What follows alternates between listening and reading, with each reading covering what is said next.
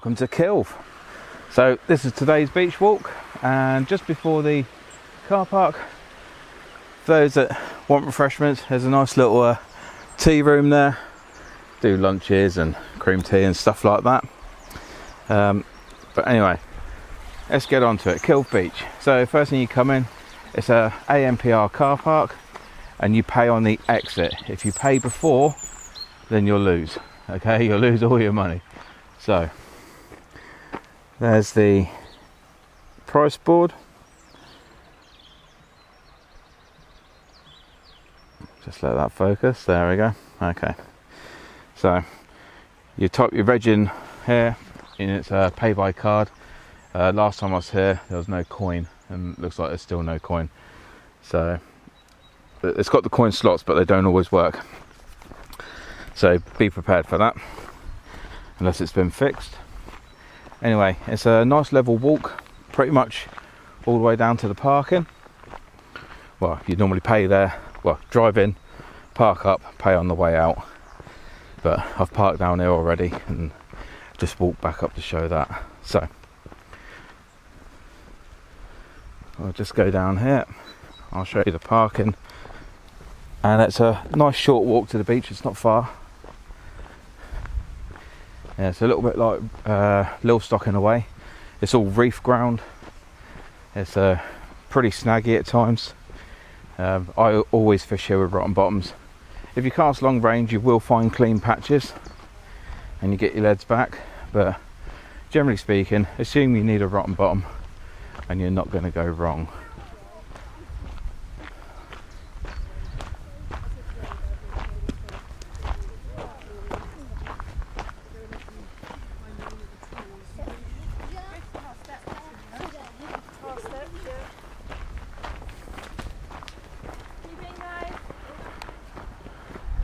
So this is the parking area. Just park up anywhere along here and you'll be good to go. So I'm just going to walk through the car park and then I'll turn this back on and we'll start doing the beach guide.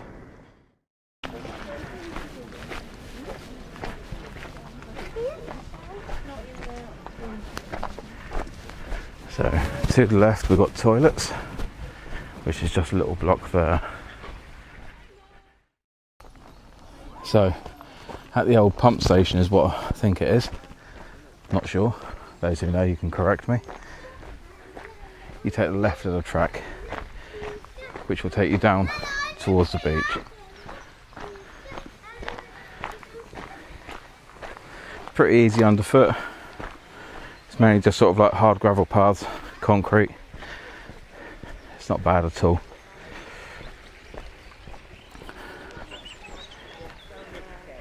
Got some nice views as well.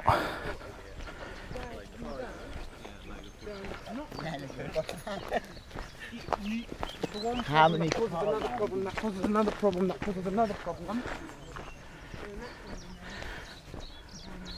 So you can walk up the main bit of the path, it takes you further along the beach. But as we're starting here, we'll take the gravel track towards the beach. So things to be aware of on this beach. This beach can be exceptionally dangerous.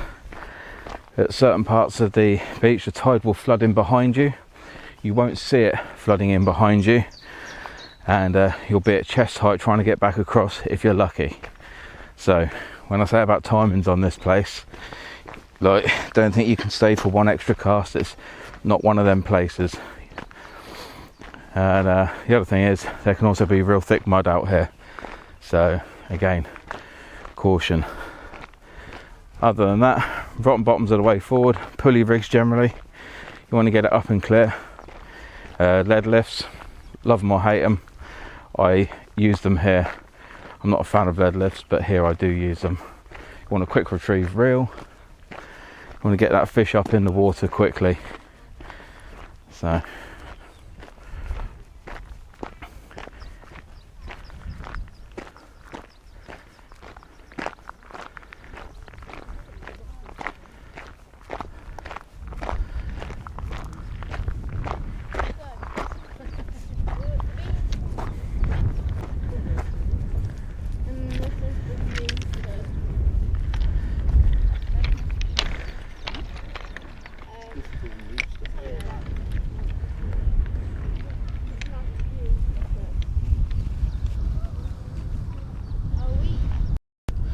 So as you can see here, it is incredibly snaggy. It's broken reef all the way along.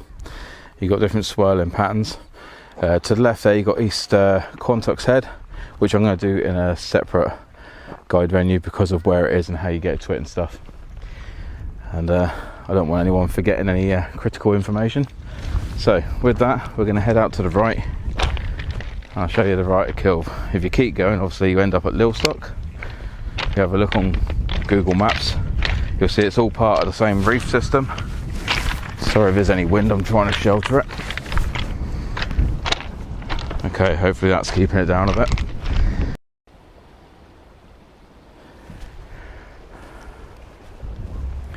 So, we're in front of the path over there. All along here is good for fishing. Use rotten bottoms. But generally speaking, you do get your leads back. I tend to use flat leads over bomb leads, and I tend to use unspiked. I find spiked ones tumble, they tangle your rig, or you get a double hook up in the weed with the lead and the hook. So as you can see, this little bay here is perfect. Okay, you can cast out a long way. There's a channel that runs just sort of like 30 yards out. That was on about a little bit ago. And cast one short into that, about 30 yards off the reef here. On a neap tide it'll be about 50. And then far one out as far as you can. Generally speaking, it is pretty clean ground out there. Be unlucky to lose too much if you're rigged up heavy. But yeah, it's like 3 nice bays here. So there's one just over by those people, which again is in front of the path, which is just up there. There's this one which I choose to fish, and I like this one because as the reef system's coming back, the slates are coming up towards you, as you can see with that one just coming out of the water there in actual fact. So generally speaking, you've got an unhindered retrieve. So high speed reels are definitely a benefit on this mark. As you can see, this is all hard reefy ground. It's great for the congers, the thornies, the hounds. We love it in the winter, the codlin, sometimes on the April spring run as well. So this is the third bay. I have fished this one, but I prefer this one because you've got a wider landing area. It's a lot more comfy and you stay higher up so you can see the tide around you. Even though I know the tide around here, I don't ever want to be caught short, so I like to stay in the loop. But you can fish this here, it's not an issue. So these 3 bays, I'm going to say the same, 2 hours down, hour and a half back. In reality, once you're on the high ground over there, nothing to stop you fishing it all the way back. But like I say, it gets rougher as you go up the beach. So you'll probably lose a fair bit of gear. On the upside, you will be lighter on the way back to the car. So, right, let's go back up the beach.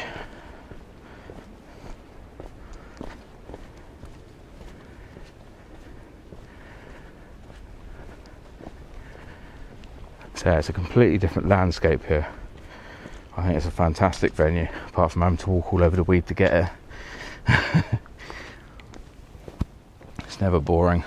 You can crab hunt in here, and the fossils sometimes that you find in there are absolutely huge. So this is the bit I wanted to take you to, the higher ground as it were, midway. Because again, on the left hand side you've got this channel that fills up with water, and from down there you won't see it. Okay, so 2 hours down, 1.5 back. My advice is come down with a guide if you're not sure the first couple of times. Plenty of people, even locals that know it, have been caught out before. So, like I say, and then it gets onto this like real rough, heavy stuff, you know, which you don't want to be fishing in. So, I mean, I have fished it over high before, but you really seriously have to keep an eye on the tide coming up. I know I keep going on about it, but the amount of people that ignore it and then come a cropper is unreal. I think it's unfair on the RNLI having to keep coming and saving us due to people's stupidity. Plus, it doesn't give us all a good name, does it? So anyway, we're now going to head on the other side of that bay, over towards there, and that's the next mark. So just to recap, you've got the point right over there now for the hounds mainly, and then you've got these 3 bays here, and then we're going to go over the other side of this bay and take a look over there. But it's going to take me a few minutes to hobble over all this, and I'm not going to bore the living daylights out of you by waffling on, so we'll come back shortly. So just another note of warning here, don't get too close to the cliff faces, because you do get rock slides come down, although not as common here as other places like St Audrey's and stuff, but they do happen here. So again, keep your head on your shoulders, stay level-headed, think safe. So we're just going all the way across the beach now to the far left hand side as you face the beach. This is my 3rd mark. Again, low water, 2 hours down, 1.5 back. Same issues, obviously you can get caught out with the tide coming up and whatnot, but generally speaking they cut you off. So it's here and they cut you off, you can't get back through. If you're into fossil hunting, this is the bit you want to be looking at. You find some absolutely massive ammonites down here, sort of like 2 foot in diameter, things like that. Ooh. But they're hard and fast in the reef, and you're not allowed to chip them out, so be warned. Okay, so over the side you get a lot of green weed, which is a real slippery nightmare. Again, you've got to sort of weave your way down to the mark. Another reason you don't want to get cut off, because if you can't see what's under your feet and then all of a sudden you go over as well while you're trying to get back, you'll end up in all sorts of problems.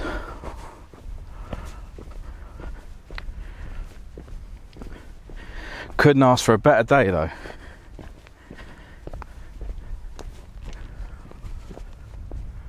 Look at that, absolutely stunning today. Only a few people on the beach doing their thing. Danny filming for his new YouTube channel. Okay.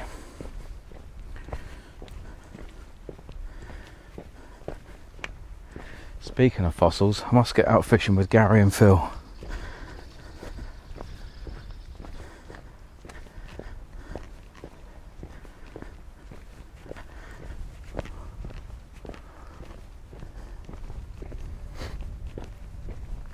So when the water's on a neap, it's a lot closer in over here.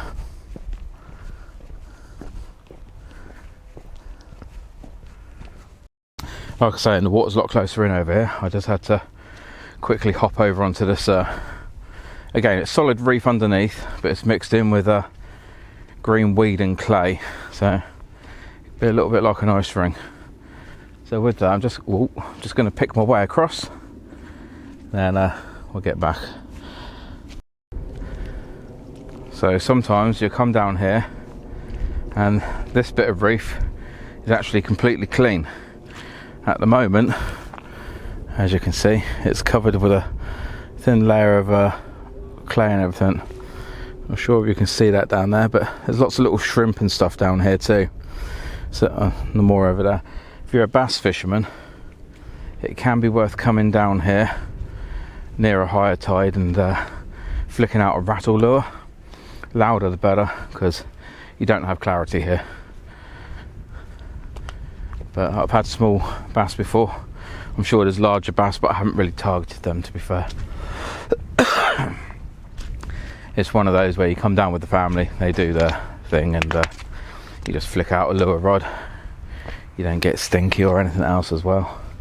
Keeps everyone happy, doesn't it? You get a bit of fishing while they're doing their thing, and it's happy days. Right, I'm just going to cut the camera off because don't want to slip over with it. So, as with most marks that are a hard walk, this is where I find the best fishing is. But it's not easy. Excuse me. There's a lot of weed, there's a lot of slippy stuff, there's big ridges. It's not ideal if your mobility is not good. It can be slippy even if you're really good on your feet. So one to definitely advise caution with. But I'll show the mark regardless because I do fish it, and it is definitely worthwhile. So here can be killer for ray, like good rays. Again, you can get hounds this side as well. You get hounds all along here, but more predominantly on the right hand side of it. Only problem is you're negotiating these great big bits of reef sticking out.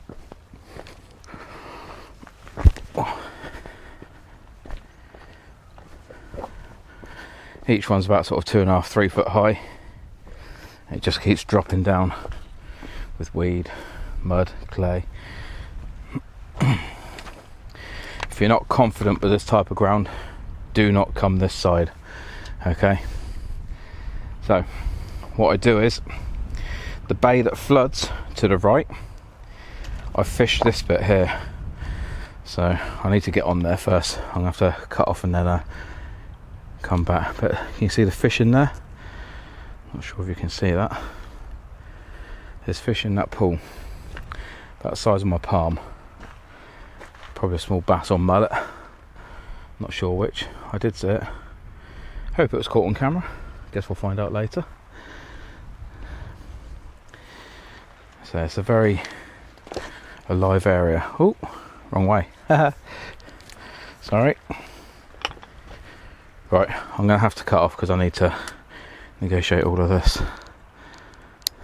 Okay, so negotiated my way over all of that rubbish, and this is the side of the bay, the far side of the bay that floods. I would have walked straight down that way, but at the moment it's thick clay, it's not possible. So depending on which way the tides go and stuff, depends how much clay there is and where it is. It's not ever a case of is there any clay. There's always clay here. It's just a case of how thick is it and where is it. So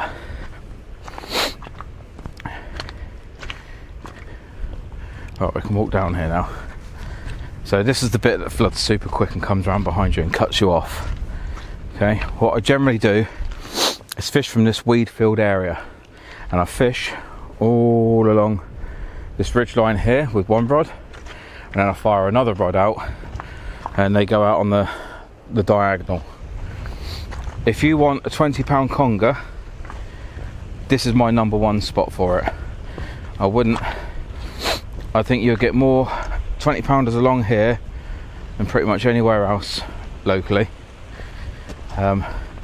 Whacking out a massive fish bait and you're not going to go far wrong. And I've had some good ones, like sort of mid-teens and whatnot all along here. I've been out with other friends and they've pulled out 20 pluses. I've seen a 24, 26. What else was there? There was another one that was high 20s. I think it was like sort of 27, 28, somewhere around there. Was it 28.2 I want to say, but can't quite remember now. But cracking catch for Adrian, who wanted to come out conger bashing.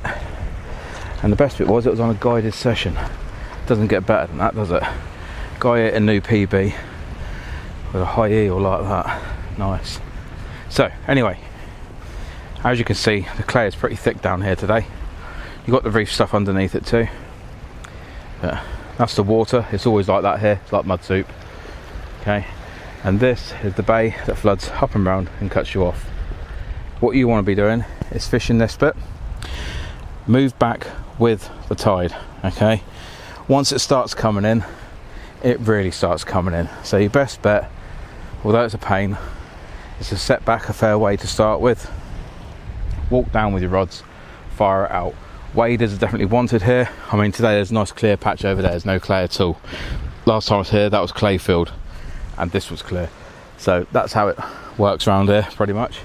We'll just take a little walk over there. But yeah, this area really good for eels. So you'll get your hounds and you get your thornies and stuff like that here too, and other manner of fish. But I have heard you can get nice bass off here, but I've never had one myself from here. So you know what fishermen's tails are like at times, or sometimes they throw you off the scent. So I haven't had it, but I've heard it comes good here as well.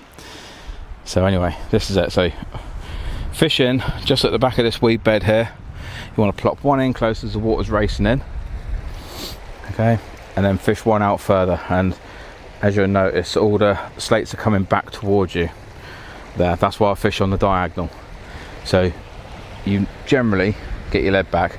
I still fish a rotten bottom because there's loads of sort of like large boulders out there it can get hooked up on and stuff if you're unlucky. But generally speaking, you get your leads back or stand a better chance of getting them back. So with that, I'm going to start that long walk back up there now. It's pretty horrendous today in actual fact, but it's good to be out. So right, with that I'm going to clamber back over the beach and I'll turn it back on when we're back at the top and safe-ish. So just a quick recap. Over to the left, that's where you get the large congers. The bay floods in round behind you, be careful. 2 hours down, hour and a half back. Out in front there's 3 small bays which are all starting to flood up now, so you can't quite see them, but it's 1, 2, 3. You can fish those 2 hours down, 1.5 hours back. And then right in the distance over there you've got the spit of land that goes out, again 2 hours down, 1.5 hours back. That's good for hounds up to good double figures. So with that, this is Kilve. Hope you've enjoyed it. Might get over to East Quantock's Head, which is over that way next week. And yeah, thanks for watching. Please give us a like and share, it all helps. And catch you next week.